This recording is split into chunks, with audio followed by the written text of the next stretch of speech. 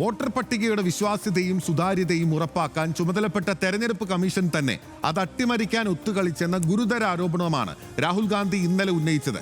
ആദ്യ 2 തവണ ചൂണ്ടിക്കാട്ടിയതിനേക്കാൾ ഗുരുതരവും വ്യാപ്തിയുള്ളതുമാണ് ഹരിയാനയിലെ വോട്ട് ചോരി ക്രമക്കേടിന്റെ ചിത്രം രാഹുൽ രാജ്യത്തിന് മുന്നിൽ വെച്ചത്. ഒരുപക്ഷെ ബീഹാർ തെരഞ്ഞെടുപ്പ് ഫലത്തെ പോലും സ്വാധീനിക്കാൻ ശേഷിയുള്ള വിധം ശക്തമായ ആരോപണമായിരുന്നു രാഹുലിൻ്റേത്. അത് അർഹിക്കുന്ന വിധം ദേശീയ മാധ്യമങ്ങൾ ചർച്ച ചെയ്തു. ആരോപണത്തിന് അർഹിക്കുന്ന ബഹുമാനം BJPയും സർക്കാരും നൽകിയോ? ആദ്യ 2 തവണയും രാഹുലിന്റെ ആരോപണങ്ങൾക്ക് മറുപടി നൽകാതെ നിസാരവൽക്കരിക്കാനും ആക്ഷേപിക്കാനും ശ്രമിച്ച അതേ തന്ത്രമാണ് ഇത്തവണയും BJP പയറ്റുന്നത്. എന്തുകൊണ്ട് വോട്ടർ പട്ടിക പ്രസിദ്ധീകരിച്ചപ്പോൾ ചൂണ്ടിക്കാട്ടിയില്ലെന്ന പതിവ് ചോദ്യം മാത്രമാണ് ഇത്തവണയും തെരഞ്ഞെടുപ്പ് കമ്മീഷനുള്ളത്. നിസാരവൽക്കരിച്ച് തള്ളാനാകുമോ രാഹുൽ ചൂണ്ടിക്കാട്ടിയ ക്രമക്കേടിനെ? പരിശോധിക്കാം RD extra.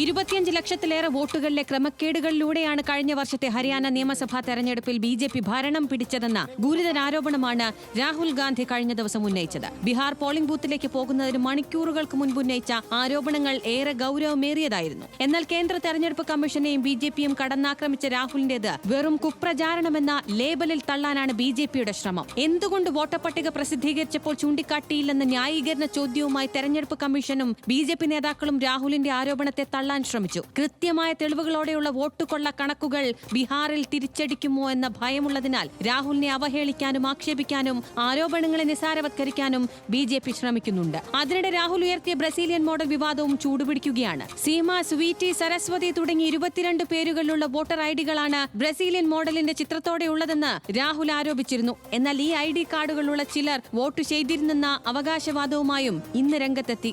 RD extra news Malayalam.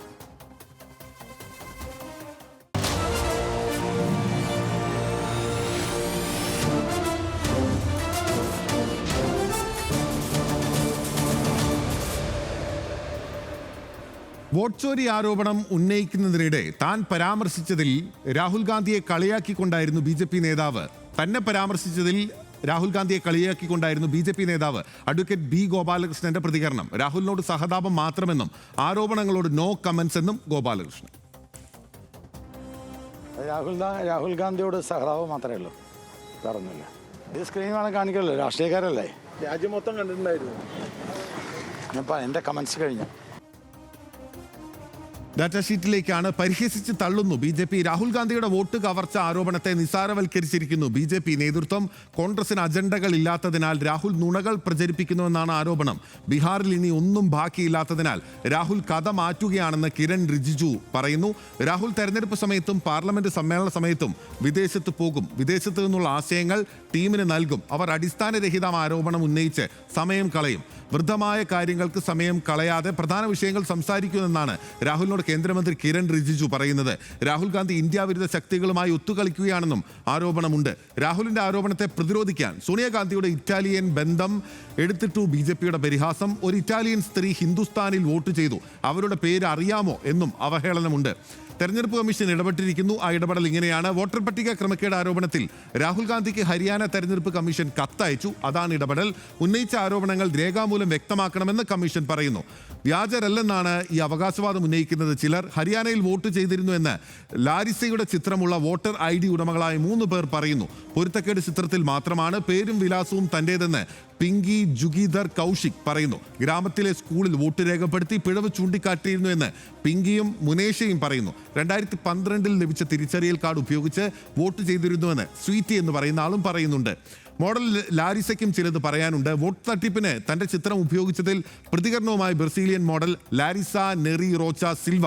ഇത്തരം കബളിപ്പിക്കൽ വിശ്വസിക്കാനാകുന്നില്ല, എല്ലാവരും ഇത് കണ്ട് ചിരിക്കുന്നുവെന്നും ലാരിസ പറയുന്നു. തനിക്ക് 18 അല്ലെങ്കിൽ 20 വയസ്സുള്ളപ്പോൾ എടുത്ത ചിത്രമാണ് തട്ടിപ്പിനായി ഉപയോഗിച്ചിരിക്കുന്നത്.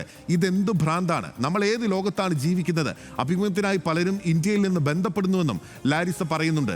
ഇൻസ്റ്റയിൽ ലാരിസ ട്രെൻഡായിരിക്കുന്നു. ബ്രസീലിയൻ മോഡൽ ലാരിസ ബൊണേസിയുടെ ഇൻസ്റ്റാഗ്രാമിൽ കമന്റുകളുമായി ഇന്ത്യക്കാരും മലയാളികളും ഒക്കെ രംഗത്തെത്തിയിരിക്കുന്നു. രാഹുൽ ഉന്നയിച്ച ആരോപണങ്ങളിൽ സൂചിപ്പിച്ച ലാരിസയെന്ന് തെറ്റിദ്ധരിച്ചാണ് മറ്റൊരു ലാരിസയുടെ ഇൻസ്റ്റാഗ്രാം പോസ്റ്റിലെ കമന്റുകൾ. ഇന്ത്യയിൽ നിങ്ങൾ പ്രശസ്തയാണെന്നും പല സർക്കാരുകൾക്കും പിന്നിൽ നിങ്ങളാണെന്നും കമന്റുകളിൽ പറയുന്നു. ലാരിസ ബൊണേസി ബോളിവുഡ് ചിത്രങ്ങളിൽ പ്രത്യക്ഷപ്പെടുന്ന താരമാണ്. ആര്യൻ ഖാനൊപ്പം ഗോസിപ്പുകളിലൂടെ വാർത്തയാവുകയും ചെയ്തിരുന്നു. ഇത്രയുമാണ് ഡാറ്റാ ഷീറ്റിലുള്ളത്. ഹർഷൻ, അപ്പം ഇന്ത്യ ലോകത്തിന് മുന്നിൽ പരിഹാസ്യമാകുന്ന ഒരു സ്ഥിതി കൂടി യഥാർത്ഥത്തിൽ ഇതിലുണ്ട്. എത്ര മറച്ചു വെച്ചാലും ഉണ്ട്. തീർച്ചയായും. അതായത് ഇത് വളരെ ഗൗരവമുള്ള ആരോപണങ്ങളാണ്. ഒന്നാമത്തെ പ്രശ്നം ഇതിനോട് സമയോചിതമായി തെരഞ്ഞെടുപ്പ് കമ്മീഷൻ എങ്ങനെ പ്രതികരിക്കുന്നു എന്നതിലാണ്. തെരഞ്ഞെടുപ്പ് കമ്മീഷൻ ആ ഒരു ഏജൻസി, ഈ തെരഞ്ഞെടുപ്പ് ഈ രാജ്യത്തെ ലോകത്തെ ഏറ്റവും ദീർഘമായ ഏറ്റവും സ്വതന്ത്രമായ ജനാധിപത്യ സംവിധാനം നിലനിൽക്കുന്നു എന്നൊക്കെ അഭിമാനിക്കുമ്പോഴും തെരഞ്ഞെടുപ്പ് കമ്മീഷൻ ആവർത്തിച്ച് അങ്ങനെയൊക്കെ ആളുകളെ ബോധ്യപ്പെടുത്താൻ ശ്രമിക്കുമ്പോഴുമൊക്കെ ഉള്ള ഒരു പ്രശ്നം, അത് സംരക്ഷിക്കാൻ ചുമതലപ്പെടുത്തിയിരിക്കുന്ന തെരഞ്ഞെടുപ്പ് കമ്മീഷൻ, ആ ഏജൻസി അതിൻ്റെ ഉത്തരവാദിത്വം എത്രത്തോളം പാലിക്കുന്നുണ്ട് എന്ന ചോദ്യം കൂടി ശക്തമായി ഉയരുകയാണ്. മുമ്പ് തെരഞ്ഞെടുപ്പ് കമ്മീഷനെതിരെ ആരോപണങ്ങളൊക്കെ ഉയർന്നിട്ടുണ്ട്. പ്രധാനമന്ത്രിയാകുന്നതിന് മുമ്പ് നരേന്ദ്രമോദി തന്നെ തെരഞ്ഞെടുപ്പ് കമ്മീഷനെതിരെ ആരോപണങ്ങൾ ഉന്നയിച്ചിട്ടുണ്ട്.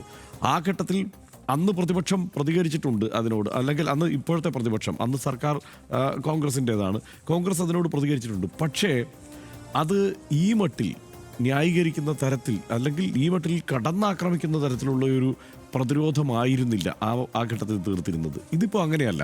തെരഞ്ഞെടുപ്പ് കമ്മീഷൻ ഇതേക്കുറിച്ച് കാര്യമായിട്ട് ഒന്നും പറയാനില്ല, എഴുതി തരൂ എന്ന് ആവർത്തിക്കുന്നതല്ലാതെ വേറെ കൂടുതലൊന്നും പറയാനില്ല എന്നുള്ള ഒരു തോന്നലിലേക്ക് ആളുകളെ കൊണ്ടുചെന്ന് എത്തിച്ചിരിക്കുന്നു. അതേസമയം ഇപ്പുറത്ത് ബി ജെ പിക്ക് കൃത്യമായി രാഹുൽ ഗാന്ധിയുടെ ഒരു സ്ട്രാറ്റജിയെക്കുറിച്ചുള്ള ഏകദേശ രൂപം കിട്ടിയിട്ടുണ്ട്. അതുകൊണ്ട് തന്നെ ഓരോ ആരോപണങ്ങളെയും, ഇനി അങ്ങോട്ട് വരുന്ന ആരോപണങ്ങളെ എങ്ങനെ പ്രതിരോധിക്കണം എന്നുള്ളതിനുള്ള ഒരു കൗണ്ടർ പ്രോഗ്രാമും ഇവർ റെഡിയാക്കി കഴിഞ്ഞിട്ടുണ്ട്. ഇത്തവണത്തെ ആരോപണങ്ങളുടെ തുടർച്ചയിൽ അത് നമുക്ക് കൃത്യമായി കാണാം. ഇതിനു മുമ്പ് വന്ന പോലെയല്ല. ഇത്തവണ അവരതിൽ നിന്ന് ചിലരെയൊക്കെ തപ്പി കണ്ടുപിടിക്കാൻ ശ്രമിക്കുന്നുണ്ട്, അവരുടെ പ്രതികരണങ്ങൾ കൊണ്ടുവന്ന് അവതരിപ്പിക്കാൻ ശ്രമിക്കുന്നുണ്ട്. ആ നെറേറ്റീവ് ഈ ഒരു കൗണ്ടർ നെറേറ്റീവ് പരമാവധി കേരളത്തിൽ പോലും മലയാള മാധ്യമങ്ങളിലൂടെ അടക്കം അത് പ്രചരിപ്പിക്കാൻ വേണ്ട ബോധപൂർവമായ ശ്രമം നമുക്ക് മാറി നിന്ന് നിരീക്ഷിക്കുമ്പോൾ കാണാനും കഴിയുന്നുണ്ട്. അപ്പോൾ ഇവർ പറയുന്ന ഉത്തരങ്ങൾ എന്തൊക്കെയാണ്? അതായത് ഇതിപ്പോൾ മെഷീൻ റീഡബിളായ ആ നിലയ്ക്കുള്ള ഒരു ഡാറ്റ കൊടുക്കാത്തതിനെക്കുറിച്ച് അതിപ്പോൾ കോടതിയുടെ വിധിയുണ്ടല്ലോ എന്ന മട്ടിലുള്ള കാര്യങ്ങൾ കൊണ്ട് വളരെ സുപ്രധാനമായ ഒരാവശ്യത്തെ ആ മട്ടിൽ നിരാകരിക്കുന്നുണ്ട്. ഈ എന്തിനാണ് CCTV ദൃശ്യങ്ങൾ നശിപ്പിച്ചത് എന്ന് ചോദിക്കുമ്പോൾ അതും കോടതി ഇങ്ങനെ പറഞ്ഞിട്ടുണ്ടല്ലോ. അതായത് ഇത് ദുരുപയോഗം ചെയ്യരുത് എന്ന് പറഞ്ഞിട്ടുണ്ട്, അതുകൊണ്ട് ഇത് നശിപ്പിക്കുന്നുവെന്ന്. ഇത് അമ്മ പെങ്ങന്മാരുടെ ചിത്രങ്ങൾ ഇങ്ങനെ പ്രദർശിപ്പിക്കാൻ പാടുണ്ടോ എന്ന് BJP ചോദിക്കുകയുമാണ്. പക്ഷേ എന്താണ് കമ്മീഷൻ ചോദിച്ചിട്ടുണ്ട്. ഇതിനകത്ത് എന്താണ് സംഭവിച്ചിട്ടുള്ളത്? ഇതിനു മുമ്പ് തെരഞ്ഞെടുപ്പിൽ ഇത്തരത്തിലുള്ള അട്ടിമറി ഉണ്ടായപ്പോൾ നേരത്തെ കാലേകൂട്ടി 45 ദിവസത്തിനകത്ത് പരാതി കൊടുക്കണം. ആ നിലയ്ക്ക് പരാതി പോയ ഘട്ടത്തിൽ ഈ CCTV ദൃശ്യങ്ങൾ എടുത്ത് പരിശോധിച്ചിട്ടൊരു തീരുമാനം ഉണ്ടാക്കിയിട്ടുണ്ട്. അപ്പോൾ അത് സൂക്ഷിക്കുന്നത് തന്നെയല്ലേ നല്ലത്? ആ CCTV ദൃശ്യങ്ങൾ ഏത് തരത്തിൽ മാനിപ്പുലേറ്റ് ചെയ്യാനാണ്, എന്ത് തരത്തിൽ അത് ദുരുപയോഗം ചെയ്യാനാണെന്ന് എനിക്ക് മനസ്സിലാവുന്നില്ല. ആളുകളെ കണ്ടെത്താൻ കഴിയുന്ന തരത്തിലേക്ക് ആ CCTV ദൃശ്യങ്ങൾ ഉണ്ടെങ്കിൽ അത് സൂക്ഷിക്കുക തന്നെയാണ് വേണ്ടതെന്നാണ് എനിക്ക് തോന്നുന്നത്. അല്ലാതെ എന്ത് ഈ പറഞ്ഞതുപോലെ എല്ലാ അർത്ഥത്തിലും അങ്ങനെ സ്വകാര്യതയ്ക്ക് വലിയ പ്രാമുഖ്യം നൽകുന്ന ഒരു സംവിധാനമാണ് നമ്മുടേതെങ്കിൽ ഈ പറയുന്ന ആധാർ ആയാലും മറ്റ് ഒട്ടനേകം രേഖകളായാലും തോന്നിയവാസം ദുരുപയോഗം ചെയ്യുന്ന ഒരു സ്ഥിതി ഈ രാജ്യത്ത് നിലനിൽക്കുന്നുണ്ട് എന്നുള്ള വാർത്തകൾ വരുമ്പോഴും ആധാറിന് വേണ്ടി നിരന്തരം വാദിച്ചുകൊണ്ടിരിക്കുകയായിരുന്നല്ലോ ചെയ്തുകൊണ്ടിരുന്നത്. അപ്പോൾ അങ്ങനെ സ്വകാര്യതയുടെ സംരക്ഷണം എന്നുള്ളത് ഒന്നാമത്തെ പദ്ധതിയായിട്ട് സർക്കാർ എടുത്തിട്ടില്ല. മാത്രമല്ല പല ഘട്ടങ്ങളിലും അത് മൗലികാവകാശമല്ല എന്ന് കോടതി പറഞ്ഞിട്ടുള്ള സർക്കാരാണിത്. അപ്പോൾ അങ്ങനെ ഒരു സർക്കാരിന് ഈ ദൃശ്യങ്ങൾ സൂക്ഷിക്കുന്നതിന് എന്താണ് ഇത്ര ബുദ്ധിമുട്ട്, അല്ലെങ്കിൽ തെരഞ്ഞെടുപ്പ് കമ്മീഷൻ എന്താണ് ഇത്ര ബുദ്ധിമുട്ട് എന്നുള്ളതാണല്ലോ. അപ്പോൾ ഒരു തരത്തിലും അതായത് ഈ ആരോപണങ്ങൾ ഉന്നയിക്കാമെന്നതല്ലാതെ, അല്ലെങ്കിൽ കഴിഞ്ഞ 2024 നവംബർ 22 രാഹുൽ ഗാന്ധി ഈ ഹരിയാന തെരഞ്ഞെടുപ്പിൻ്റെ കാര്യത്തിൽ പരാതി കൊടുക്കണമായിരുന്നു, അതിന് മുമ്പ് കൊടുക്കണമായിരുന്നു. കാരണം 2024 നവംബർ 22 ഇത് അവസാനിക്കുകയാണ്, അതിൻ്റെ ഫൈനൽ ഡേ ആണ്. അതിനുശേഷം പരാതി കൊടുത്തിട്ട് ഒരു കാര്യവുമില്ല. പിന്നെ ചെയ്യാവുന്നത് എന്താണ്? ഇപ്പോൾ രാഹുൽ ഗാന്ധി ചെയ്തതാണ്, അല്ലെങ്കിൽ ഇപ്പോൾ രാഹുൽ ഗാന്ധിക്ക് ഒപ്പം നിൽക്കുന്നവർ ചെയ്യുന്നതാണ് ആകെ ചെയ്യാനുള്ള കാര്യം. ഇതിങ്ങനെ ചെയ്യും എന്ന് തെരഞ്ഞെടുപ്പ് കമ്മീഷനും കരുതിയിട്ടില്ല, BJPയും കരുതിയിട്ടില്ല. ഇത്രയും തപ്പിയെടുത്ത് ഇത്രയും ഒരു കഠിന ശ്രമത്തിലൂടെ ഇങ്ങനെ വിവരങ്ങൾ കൊണ്ടുവന്ന് വയ്ക്കുമെന്ന് ഇവരാരും കരുതിയിട്ടില്ല. അതാണ് യഥാർത്ഥത്തിൽ ഇപ്പം ഒരു പ്രതിസന്ധി ആയിരിക്കുന്നത് ഇവർക്ക് എന്നുള്ളതാണ്. അപ്പോൾ ഇതിനകത്ത് ചെയ്യാൻ കഴിയുന്നത് എന്താണ്?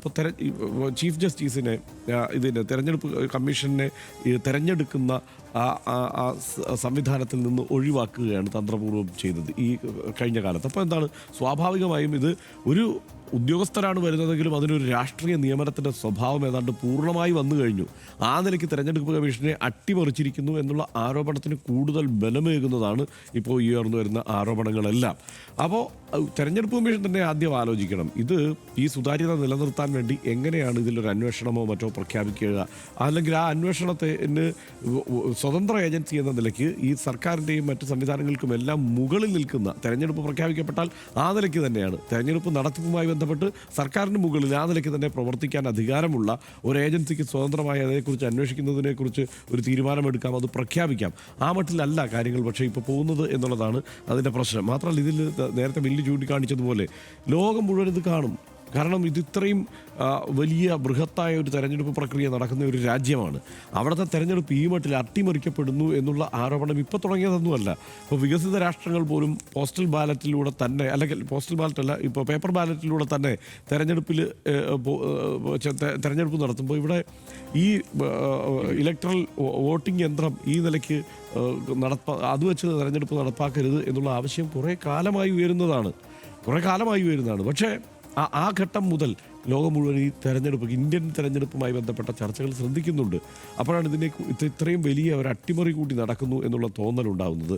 എൻ്റെ കണക്കുകൂട്ടൽ കഴിഞ്ഞ ദിവസങ്ങളിൽ സജീവമായി ഉയർന്നു തുടങ്ങിയിട്ടുള്ള ഒരു ചർച്ചയുണ്ടല്ലോ, ഇപ്പോൾ SIR നടപ്പാക്കുന്നതുമായി ബന്ധപ്പെട്ടത്, അതിനോട് കൂടുതൽ അടുക്കുന്നതാണ്, അല്ലെങ്കിൽ അതിനെ കൂടുതൽ വിശ്വസിക്കാവുന്ന തരത്തിലാണ് കാര്യങ്ങൾ ഇപ്പോൾ നടക്കുന്നത്. കാരണം ഇത്രയധികം അട്ടിമറി നടന്നിട്ടുണ്ടെങ്കിൽ ആ അട്ടിമറികൾ നടന്ന സാഹചര്യം സമ്പൂർണ്ണമായി ഇല്ലാതാക്കാൻ വേണ്ടിയിട്ടുള്ള തെരഞ്ഞെടുപ്പ് കമ്മീഷൻ്റെ ഒരു ശ്രമം, അല്ലെങ്കിൽ അത് പുറത്തു വരുന്നതിനെ എന്നേക്കുമായി തടയുന്നതിനുള്ള ഒരു ശ്രമം എന്ന നിലയ്ക്ക് വിലയിരുത്തിയാൽ അതിനെ തെറ്റു പറയാൻ കഴിയില്ല. ഉറപ്പായും അതിനെ ഒരു കാരണവശാലും തെറ്റു പറയാൻ കഴിയില്ല.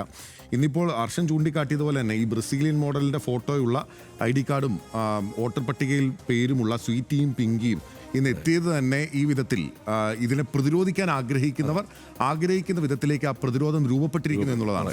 ആദ്യത്തെ 2 വാർത്താ സമ്മേളനങ്ങളിലും യഥാർത്ഥത്തിൽ അക്ഷരാർത്ഥത്തിൽ തെരഞ്ഞെടുപ്പ് കമ്മീഷനും അതിനേക്കാൾ ഉപരി BJPയും പകച്ചുപോയൊരു സ്ഥിതി ഉണ്ടായിരുന്നു. ഇതെന്താണ് സംഭവിക്കുന്നത് എന്നുള്ളത് ഒരുപക്ഷെ ഇന്ത്യയിലെ മാധ്യമങ്ങൾ പോലും വിചാരിച്ചിട്ടുണ്ടാകും. ദേശീയ മാധ്യമങ്ങൾ എന്ന് വിളിക്കുന്ന ഹിന്ദി ഇംഗ്ലീഷ് ചാനലുകളെ അല്ല ഞാൻ പറയുന്നത്. അവരന്നും അറിഞ്ഞിട്ടില്ല, രണ്ടാമത് പറഞ്ഞിട്ടില്ല, ഇന്നും അറിഞ്ഞിട്ടില്ല.